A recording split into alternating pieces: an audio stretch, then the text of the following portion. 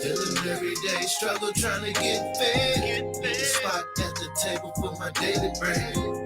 Wonder why we thuggin', or we misled. It's dog when we trying to break that daily bread. You can't feel the hunger through an op-ed. Don't cover how we suffer for the daily bread. Sometimes that pressure make me feel like I'ma lose my head. To make sure my MCs get their daily bread. Waking up to the traffic in the sunrise. Just another day trying to strategize. Mama running late for work, think it's strike two. Third job this year, cause it's nothing new. Trying to stay in school, trying to learn something. It's hard to get your mind right when your ribs touch. Teacher think I'm mugging, that's just hunger pains. I'm being cinematic, but it's Hunger Games. Try to play it off, mute the suffering. But my stomach break the silence when it's rumbling. So it's quarter cakes, chips, and ramens. Hunger is something one of five shorties got in common. Hit up corner stores, no fresh markets around. Sustaining from the shelf, no food straight from the ground. Multiply that times all the hoods in my town. We playing in the field, but nobody working the ground. Still an everyday struggle trying to get fed. Need a spot at the table for my daily bread. Wonder why we thuggin', or we misled. It's dog when we trying to break that daily bread. You can't feel the hunger through an op-ed. Don't cover how we suffer for the daily bread. Sometimes the pressure make me feel like I'ma lose my head. To make sure my MCs get their daily bread. Some scrape their bread up from the crumbs left on the table. Sipping pot liquor to ease that rumbling coming from behind their navel. You making that bread when you need your own dough. And the sharpest knife in the drawer can get a slice off that loaf. It's the life that I chose, but it's life it chose me. You see, my daddy was a soldier and my mama a G. I'm talking integrity, legacy, how to march when I step. If granny cooked it, all you heard was to nothing left. Heard a scrape on the plate, but if you don't work, you don't eat. You gotta earn your own keep. What a man sows is what a man reaps. Daddy took his machete, then he handed to me and said, keep swinging and chopping until the way I can see. Adorn the armor of God when I step on the street, knowing the Lord protected me from my head to my feet. When Daddy took his old machete, then he handed to me and said, keep swinging and chopping until the way I can see my daily bread. Still an everyday struggle trying to get fed. Need a spot at the table for my daily bread. Wonder why we thuggin', or we misled. It's dog when we trying to break the daily bread. You can't feel the hunger through an op-ed. Don't cover how we suffer for the daily bread. Sometimes that pressure make me feel like I'ma lose my head. To make sure my young C's get their daily bread.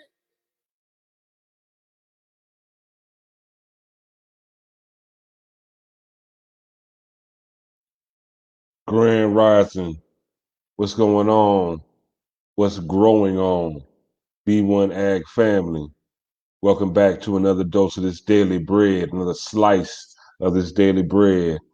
I'm your co-host, John Henry Harris, and we also have Farmer Brown, the MC. Since the dawn of time, we've all had access to this land, air, water. And if you go back to the beginning of civilization, the beginning of time, if you talk about any war or any major conflict that we've had on this planet amongst the peoples of this planet, these battles, wars, confrontations have often been over the control of natural resources. Okay, now we're living in a time of 2021. We have all these technological advances, smartphones and things like that. But at the end of the day, it's still a big fight for the control of natural resources, especially in the face of climate change.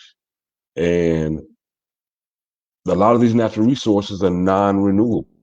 So it's like once they're gone, they're gone. So today's story that we're bringing to you this is different. A young woman by the name of Paula McCarthy, single Black woman. She owns a water source and a bottling plant. And I just want to bring this to you because this is major. This is major because just like we tell you on B1AG and we express the need for us to grow food and the impending food crisis, but along with the food crisis, there is a global water shortage problem that is progressively getting worse. And this woman, Paula McCarthy, she took it upon herself. She's the owner of a spring water bottling plant in upstate New York, but she also owns, along with the bottling plant, she owns all the land in which the spring water is contained. So like lock, stock, and barrel, she's the owner of a water source. And this is very, very important. And we're going to dive into why this is important. And I look at Paula McCarthy almost like she's on her Master P. So flow on, sister. We with you, and thank you, because now at least we know uh, we have some real drip. We always talking about the drip. Paula McCarthy has the real drip by owning a water source and bottling plant. So, Farmer Brown, let's dive into this subject. First, I'd just like to say peace to the B1AG family. I hope everybody's doing well. It's gotten cold all of a sudden here in KY out of nowhere. Definitely changing times. And somebody had reached out to us and said, man, it seems like y'all are mad all the time. And, I'm not going to call it anger. I'm going to call it our frustration is that we have a lot of opportunities right now that have been revealed to us of very specific action items. But before we get into the story, once again, we can go through all of the governmental problems, the government problems that affect Black farmers.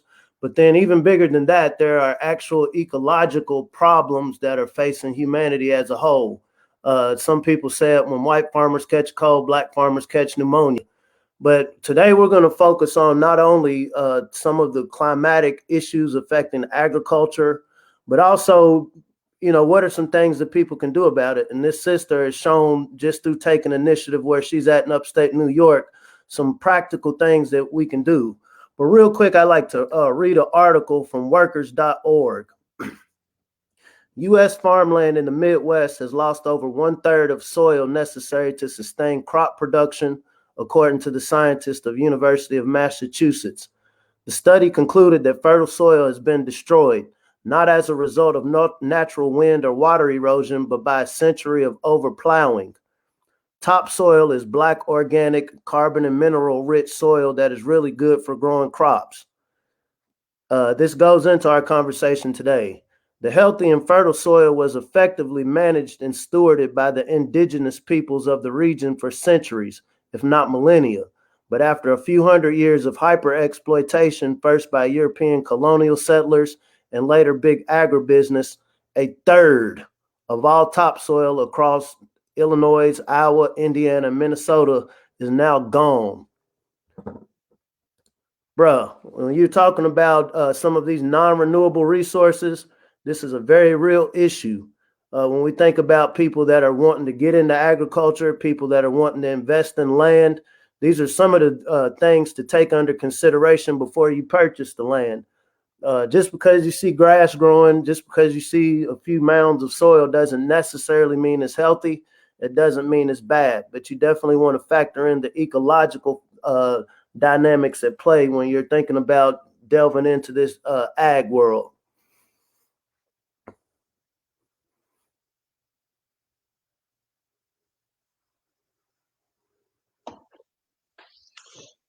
Now, this water, our body's 80% water. The earth is 80% water. Everybody knows the importance of water. But what we don't know is this climate change that we are experiencing. It's increasing the intensity of the droughts. Out west, there are massive droughts. Everybody's seen all the wildfires. That only intensifies and makes the droughts worse. This is actually this here, like they had a study at Harvard University and they're saying that by 2071, nearly half of the 204 freshwater basins in the United States may not be able to meet the monthly water demand. Out west, out in California, uh, like they're saying that at least 36 states are expected to face water shortages within the next 5 years, according to U.S. government estimates. Available freshwater supplies are dwindling across the country due to rising temperatures and droughts, increasing sprawl population, and inefficient resource usage are leading to rising demand. Okay, so this is a documented, known problem that a lot of people in the B1 family in the community is not even thinking about. We're not even concerned. We're so focused on the day-to-day hustle and bustle that the natural land that we live on, is often becomes an afterthought. But thankfully, this sister Paula McCarthy, she did think about it. She bought this bottling company. She used to just sell water to other water distributor stores like Costco. She ended up buying the actual company and then buying the source as well. So at least we know within the B1 family, we do have water. You know, and then these companies, larger water companies, have tried to bought her out. They've tried to buy her out. They've tossed $20 million at her. She's turning it down because she understands uh, the importance of Black ownership of natural resources. And here at B1AG, we talk about farming, of course, because that's the foundation of agriculture. But we're also here to show you and expose to you all the opportunities within the ag world. It's not just farming. There are a lot of factors of production into farming that where if we can insert ourselves into these factors of production, which are varied and wide, there's a wealth of money and a wealth of benefits, and even health benefits that we can take on in the B1 family. So, Farmer Brand, I know we had just like we were talking about Bill Gates buying up all this farmland, and Jeff Bezos buying up all this farmland. You also have companies like Nestle that are buying up all of the water resources. So, with that being said, Brown, how important is it that this sister did decide to get her drip on and buy this water? Like you said, the earth is 75 to 80% water. Our bodies is 75 to 80% water. As above, so below. I mean, it would seem pretty obvious. Like you said, we do get caught up in day-to-day consumerism. So a lot of times it wouldn't necessarily come to our minds about the impending crisis that we're facing. On subject and off, down in Australia right now, I don't know if people remember last year or the last few years, all of these forest fires. And so now, as a result of that, they're being overridden with rodents, mice. And so this has definitely had a huge impact on the farmers, because you're talking about droughts. You're talking about, the land that's not getting enriched by the water. We have to ask here in what we call North America, what are the implications here? When we think about investments, once again, you don't necessarily want to always come from it being a problem versus an opportunity. Do we have a lot of students who are looking for unique career paths going into just water quality? Water quality alone is just one lane in a multi-lane layer of studies that we can take on. When we think about what are the possible innovations of the future, these are the very real problems that we need to address. The article I read in the beginning, it specifically stated how the indigenous or aboriginal people in this part of the world had sustained these systems for millennia. There was also an article, I don't know if I was able to share it to you. Sonny Perdue, this was the past Secretary of Agriculture, said, "Go big or go home," in reference to the way we farm. I get it. When you're thinking about economics, you also obviously want to go as hard as possible. But with anything, when we're thinking about compensatory law, when you go big, it comes at a cost of something. If I'm a farm and I need to maximize my output, that means I'm going to have to input a lot more natural resources, whether you're talking about labor and, for the sake of this conversation, water. And so what this sister did, like you said, just like Master P, she found a niche and she sold it.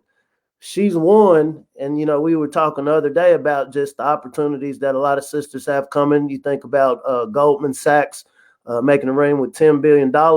What are some very practical, globally useful investments that some of the sisters and brothers as well, but particularly sisters? Okay, I don't think she's necessarily into agriculture per se, but she understands the value of water.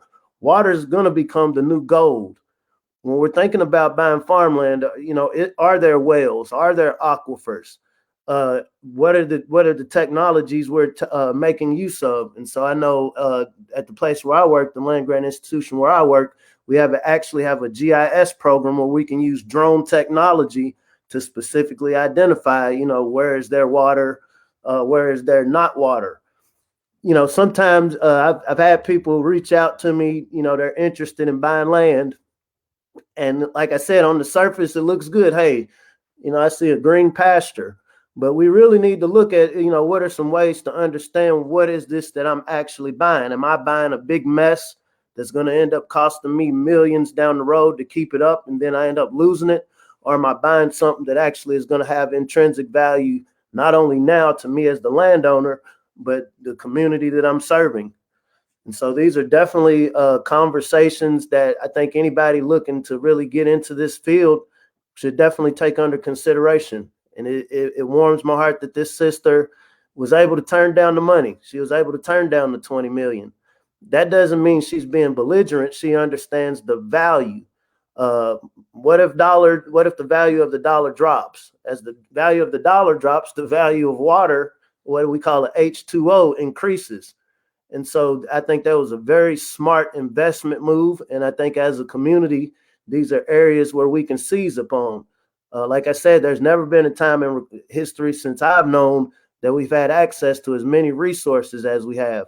For whatever, I don't know the specific dollar amount that she bought this land for, but I think about how much money we spend on a lot of other things that, once I've opened this can, once I've opened this bottle, once I've used it, has no more value outside of, how the person that sees my face. But water is always going to have value.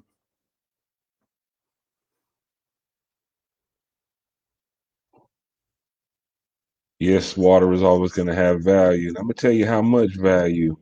We're looking at, like we say, Nestle. I did mention that Nestle was buying up a lot of water sources. And we're looking at Nestle Waters 2018 worldwide sales, and they exceeded $7.8 billion. $7.8 billion. Again, the money is in what we natural resources and things that we gotta have, necessities. Hey, food, clothing, shelter. In food, that includes water. So there's always going to be money there. There's always going to be a need for that because water is us. We are water. We come from water. So if we don't have that, we perish. So those that can provide water will always be able to have money, survive, always, and also be able to hydrate themselves as well. It's just we're not just talking about money, and we're not just talking about profits. We're talking about surviving, and not just surviving. We're talking about thriving in this world. And we need to take a look at this world through the lens of what do I need? Okay. How do I secure what I need? And not only how do I secure what I need, can I provide this for myself and my family? I mean, think about it. If we look at this from a consumer level, okay, maybe I'm not into all the tree hugging and eco-friendliness and all of this, but as consumers, And so once again, when we talk about the inputs, and these are just basically things that a producer has to add to their operation to make it sustainable and profitable, it's going to cost us more at the store. Right now, I can go to a random store, and I kind of feel guilty as I'm sitting here drinking a bottled water with plastic and all of BPA's and all of these things, but it's going to end up affecting what we're paying at the counter for the food we consume. Uh, as we utilize these resources, whether you're talking about energy, energy through the coal, the oil, even renewable energy, it costs money. And so all of these costs are passed down to the consumers. Sometimes we kind of sit in our homes, whether you're in an apartment, wherever you're at, and you realize, like, well, what can I do to really help this? Once again, how can you support? You think about, I've spent a lot of money going out to a club, going out to a business. This $20 that I'm going to spend to go to this club, I'm going to have somebody going to pour me some drinks. I'm going to have a good time. Can I allocate a couple $100 out of a year to organizations, to people like this sister? I don't know if she has a charitable organization attached to her company, but really identifying where can we put our dollars, and our dollars are just a manifestation of our energy, our time and effort. And so there is a codified approach. We're not here saying we have the ultimate answer, more so than just point our minds in the direction of, hey, these are some things to invest in now. What if I'm in New York City? What if I'm in Chicago? What if I'm in Miami, Houston, one of these larger cities? Am I working cooperatively with other networks around the country or in my region to be able to go in and purchase these things? Obviously, an individual isn't going to be able to compete with Nestle or somebody who has literally billions of dollars to spend on procuring these assets. And so these are great conversations to have. And like you said, yes, it's the real drip. It's the real drip that actually sustains life.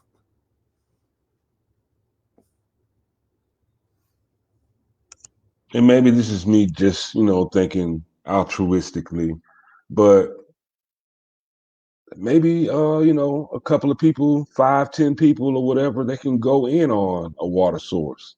Maybe people in the neighborhood, or y'all can find and invest in digging a well. These, digging a well, they can run anywhere from $2,000 to $8,000. Now you're talking about people that they'll spend that on shoes, bag, or shirt. So what I would love for the B1AG family to do is just to start thinking about making real investments in real tangible items that will sustain life. And a family going in on a well, to dig a well, to have a water source. I think these are little investments or major investments that will exponentially pay off exponentially in the coming years, and just being prepared for what this life has to throw at us. Because we're not just fighting or just operating within this system of laws and in this construct of society. There is a real life outside of society, called Mother Nature. And Mother Nature is undefeated when it comes to us. Mother Nature in time is undefeated. So we hopefully we can be prepared to deal with anything that Mother Nature may throw at us, especially as she reacts to how we're treating the earth. I think about the Mississippi River.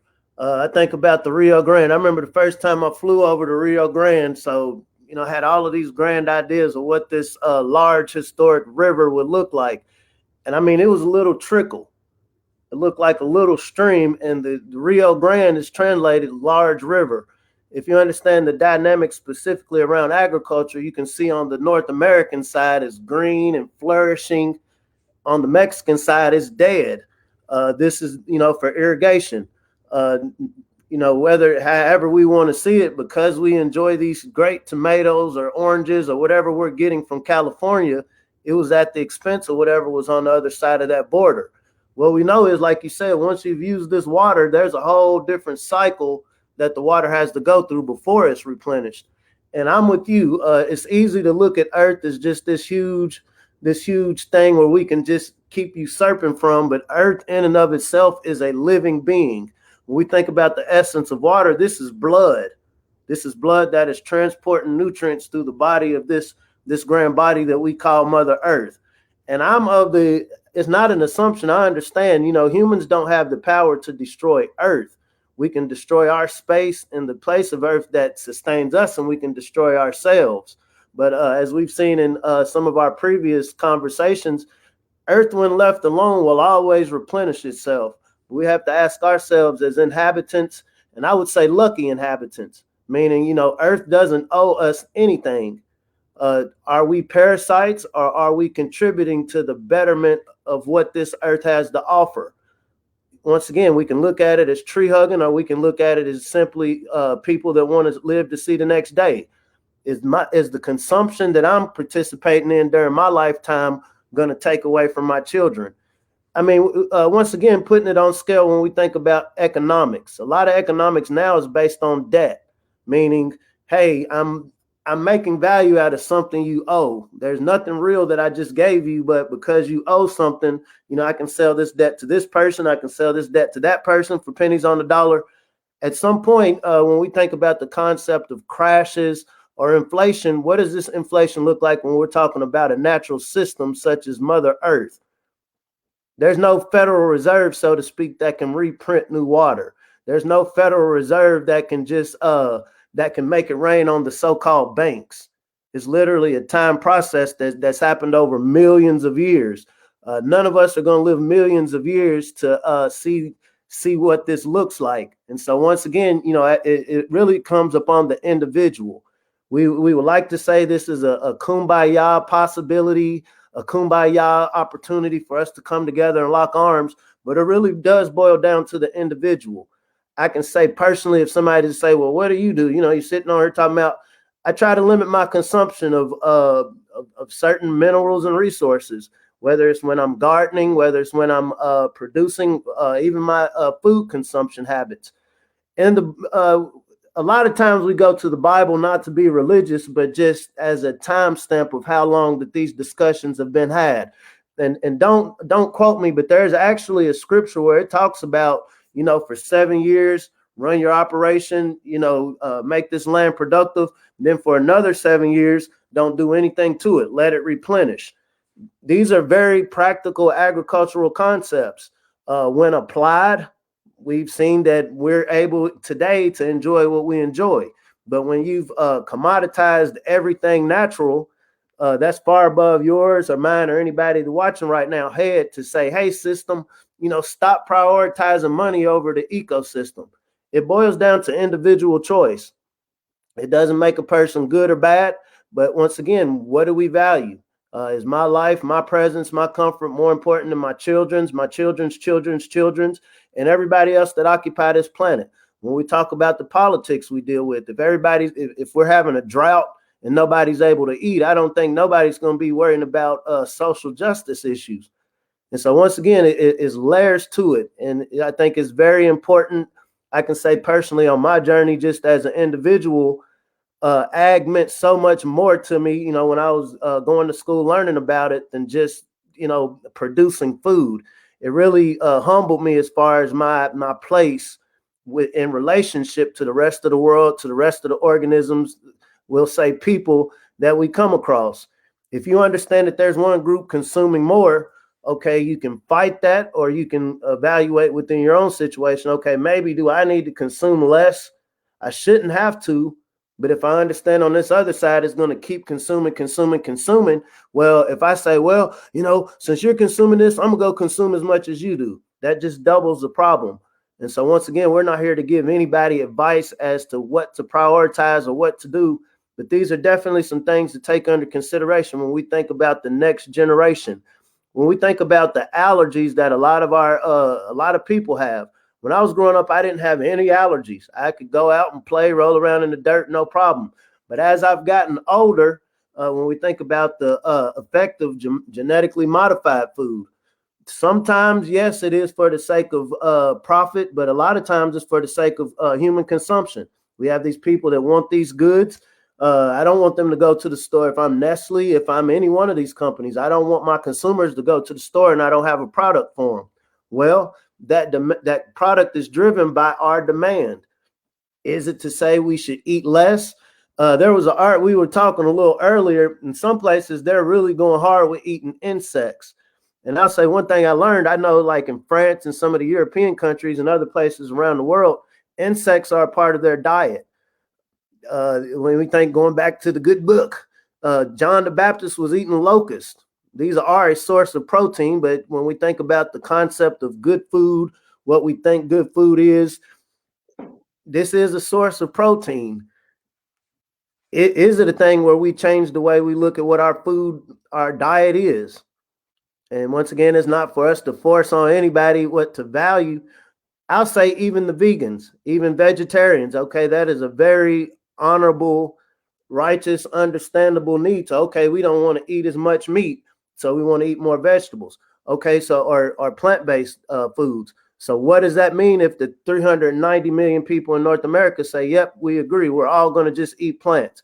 That means there's going to be a higher demand for water to grow more plants. For those of us that's like, you know what, I just want to keep eating meat. Well, guess what? That's still pulling on the water resources because your livestock have to drink. They have to drink water. And as a result of raising all of this livestock, they poop, they pee. This goes down into water. And so this creates a whole nother different problem when we think about actual water that we can drink. And so once again, nothing that we do operates in a silo. It's easy for me to stay in my little bubble. Let me just be good and one with the universe and one with the earth. But it's inevitably going to affect another person. And so, like I said, it's upon each individual to really identify what is my role within this broader ecosystem.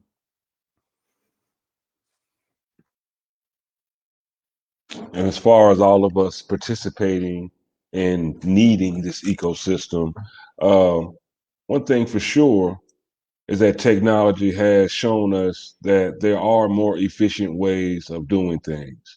There are more efficient ways, even though we use this water, very simple, low tech changes can help us get the same usage or utilage of water, but use less.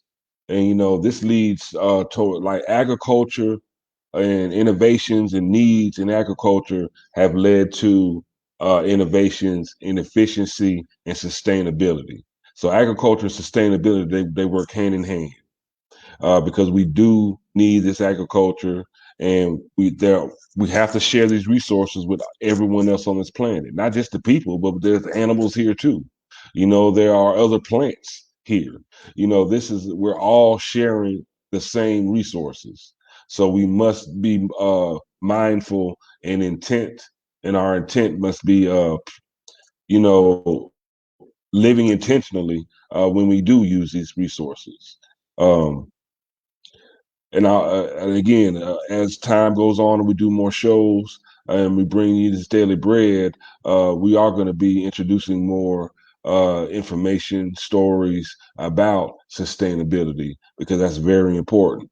And Farmer Brian, I know you were talking about earlier about the topsoil and rotational crops and farming was definitely a way, to fight overusing the soil. If you grow corn on this plot, you move it to the next plot and maybe leave that alone. You rotate where you farm. And because right now what it's looking like is like we're about to head to another dust bowl, and but luckily, our ancestors have shown us the way on how to fight that topsoil problem. Plant some peanuts and some doggone soybeans. Regenerate that topsoil, regenerate the land. What I'm saying? I look at it like almost like how you get your hair. Well, Farm Brown don't have any hair anymore, but used to. How you get you wash and condition your hair. That's what I look at that washing and conditioning your hair. It is the same thing as planting soybeans and peanuts on depleted topsoil to regenerate it with nitrogen. It's that deep the rabbit hole goes, right? And so once again, understanding the earth is a living organism. And so when we think about the jungles, the rainforest, it's cute to watch on National Geographic, but understand the need of those on a living planet. Those operate as the lungs. I think it's very interesting right now. We're experiencing a virus that specifically affects the lungs. And any of those us that have been watching over the past few years how the rainforests are being depleted. Well, why is that being depleted? Because evil people just want to destroy the world? Like, no, we're depleting our soil, meaning, okay, we have to go into these rainforests and cut down these trees to have new places to grow food. So once again, nothing that's going on to feed our demand is operating in a silo. Everything goes together. And also, we didn't talk about this yet, but I was looking at a very interesting article yesterday. It was talking about the big barge that got stuck in the Suez Canal. As we talk about these changing times and these issues, well, what they said was a whole lot of that was livestock that was being shipped. And because it was stuck there, they wasn't able to feed them. And so you literally have all of these crates and shipping containers full of dead animals. And so because of international law, justifiably so, okay, what do we do with all of these animals? We can't just dump them in the water. And, this is a rhetorical question to the viewers. Now, would you want thousands and hundreds of thousands of head of livestock just dumped in your water if you're in that area?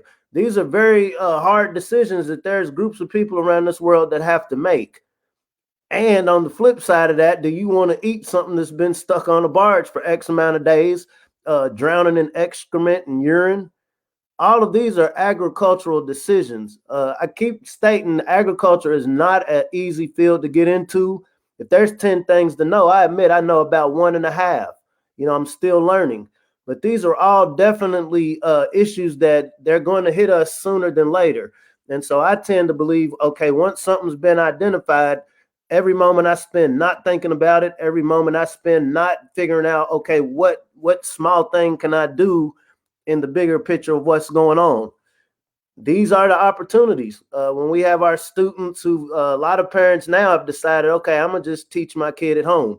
It's one thing learning ABCs and 1, 2, 3 and math, but how do we apply these things to real world problems?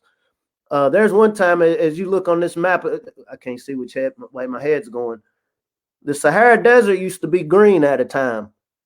Long time ago. It's unfathomable to us because, most of us, there's nobody that was here when the Sahara Desert was green, right? This was millions of years ago.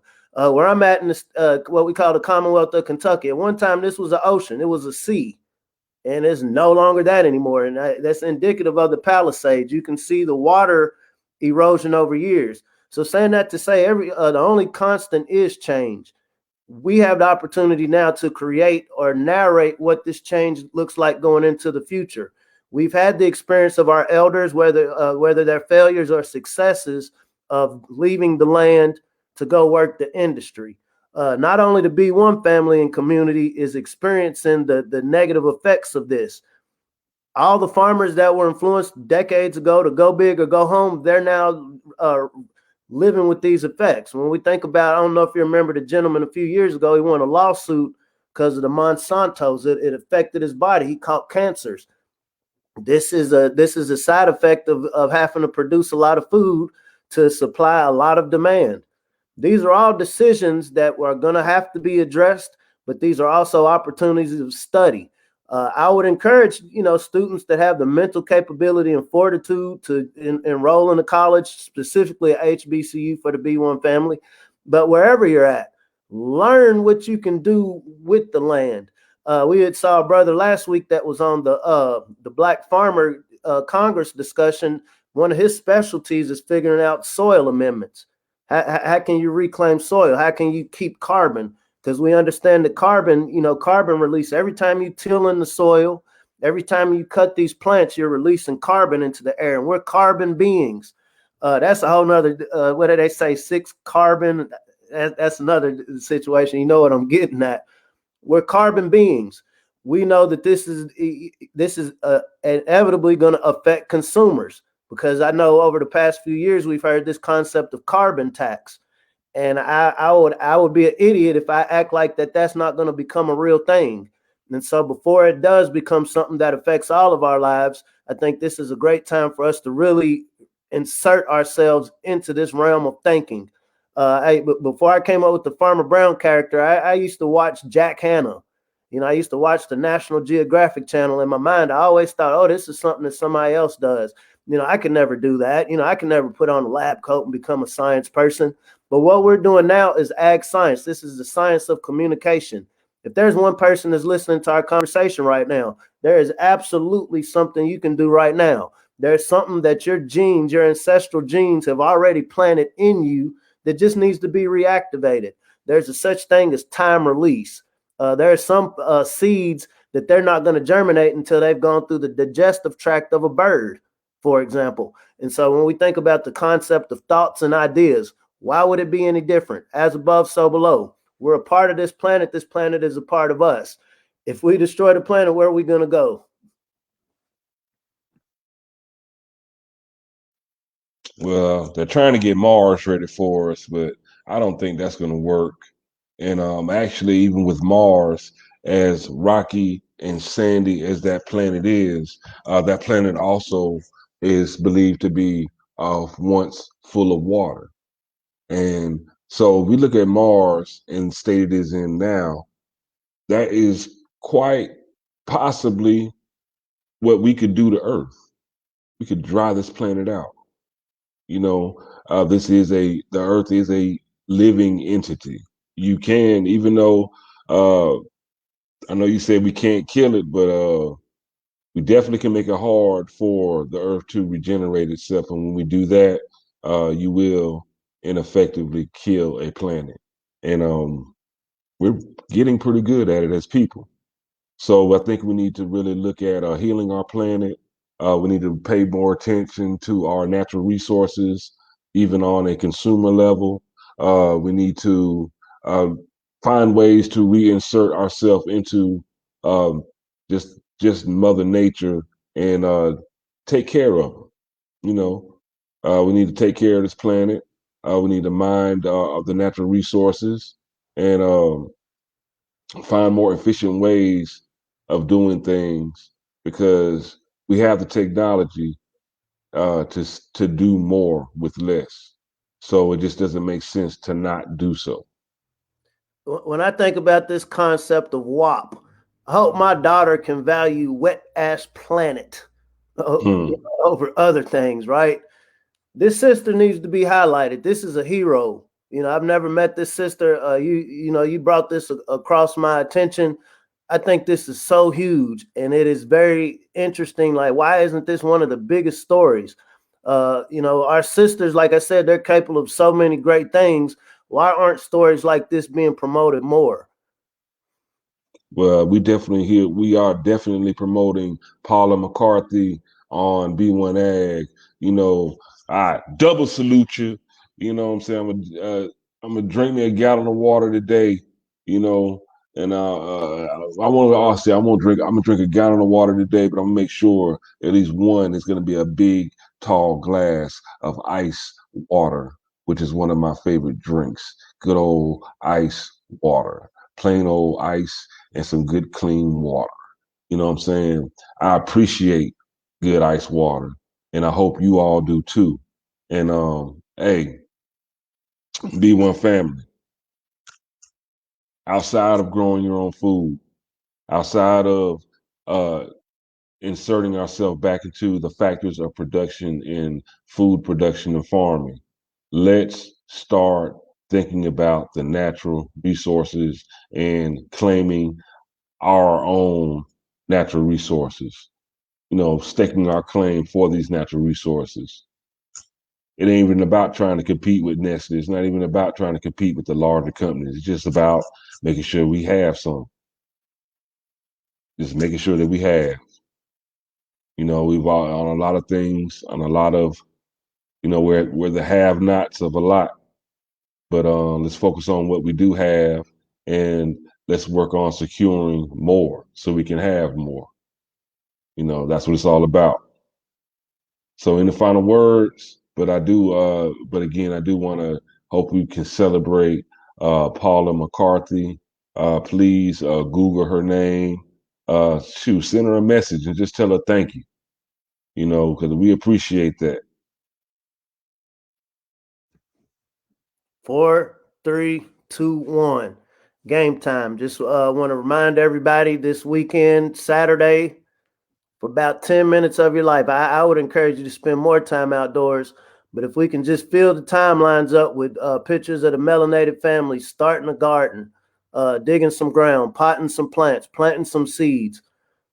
This is, if we want to think about militancy, I want to go hard in the ground, go hard in the soil. But really, getting codified around our appreciation and understanding that we have a place on this planet. Nobody's going to invite us to the table. We need to insert ourselves in this table, and it starts with the concept of planting a seed, whether you're talking literal or metaphorically. 1 million black shovels, 4, 3, 2, 1. It's just making a joyful noise to the ancestors. We see the world that we're in today, and if we don't fix it, then you had made a point earlier about we're going to destroy the planet. Either we're going to destroy it or we're not going to allow it to be destroyed. Have to be very concise with our words. And I'm on the concept I'm not going to allow it to be destroyed as long as I'm blessed with the breath to breathe and my fingers and body work relatively well. Hey, this is the fight of our lifetimes, and I think I know at the end of this fight we'll be well rewarded. And if not us, our children and our children's children. 4, 3, 2, 1. And there it is. Let's get to growing. We see what's growing on, and here at B1AG, we pledge to grow harder.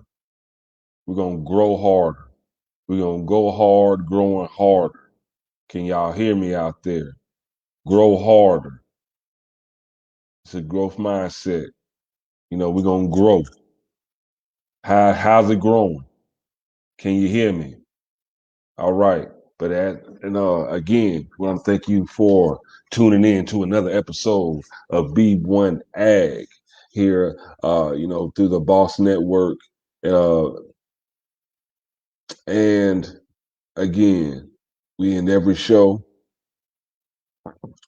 just trying to plant this seed. This is a big seed we're trying to plant that, talk about knowledge and knowing a lot of stuff. But if you really want to know something, if you want to know something, like really know something, tell them what they got to do for them, Brian. What they got to do. What they got to do. Make it rain and learn how to grow something. You heard? Thank y'all again for tuning in to B1AG. Shout out to Paula McCarthy.